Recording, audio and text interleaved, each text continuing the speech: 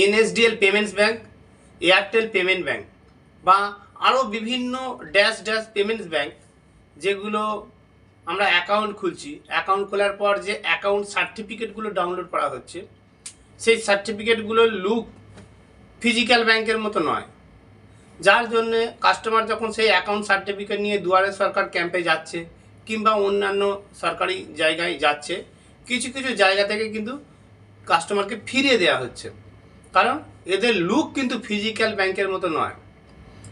তো এই সমস্যা অনেকেই পড়েছেন, কিন্তু এই সমস্ত পেমেন্ট ব্যাংক এনপিসিআই লিস্টেড, এই সমস্ত পেমেন্ট ব্যাংকে সমস্ত রকমের সরকারি টাকা ঢোকে, গ্যাসের টাকা থেকে শুরু করে লক্ষ্মীর ভাণ্ডার সমস্ত টাকা ঢোকে, কিন্তু তা সত্ত্বেও অনেকে অনেক জায়গায় এইগুলোকে অ্যাকসেপ্ট করে না, কারণ একটাই, প্রথমেই বললাম যে ফিজিক্যাল ব্যাংকের মতো লুক নয়।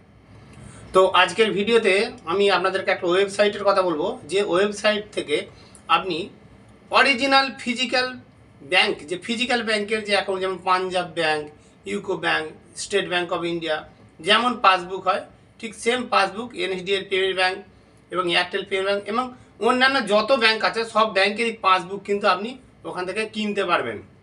তো দেখুন, আমি আমার কম্পিউটারের স্ক্রিনে আপনাদেরকে দেখাচ্ছি পুরো প্রসেসটা। এখন আমি চলে এসেছি আমার কম্পিউটারের স্ক্রিনে। তো এখানে এসে প্রথমে যে কোনো একটা ব্রাউজার খুলে নেবেন। আমি ক্রোম ব্রাউজারটি খুলে নিচ্ছি। আপনারা আপনাদের মোবাইল বা কম্পিউটারের ক্রোম ব্রাউজারটিকে ওপেন করে নেবেন।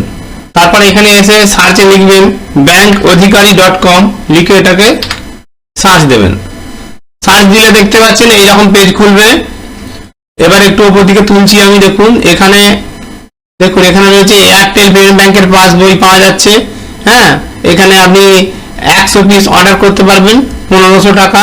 তারপরে ফিনো পেমেন্ট ব্যাংক, তারপরে ইন্ডাসইন্ড ব্যাংক, অ্যাক্সিস ব্যাংক, এখানে দেখুন NSDL payment bank, Canara bank, এবং এখানে আপনি পাঞ্জাবেরও পাবেন, পাঞ্জাব, এসবিআই সবই পাবেন। দেখুন এখানে পাঞ্জাব ব্যাংকের রয়েছে।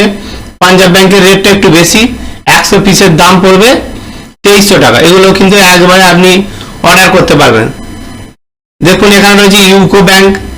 আমি যদি এই ইউকো ব্যাংকের উপর টাচ করি, দেখুন এখানে পুরো দেখাচ্ছে এটা।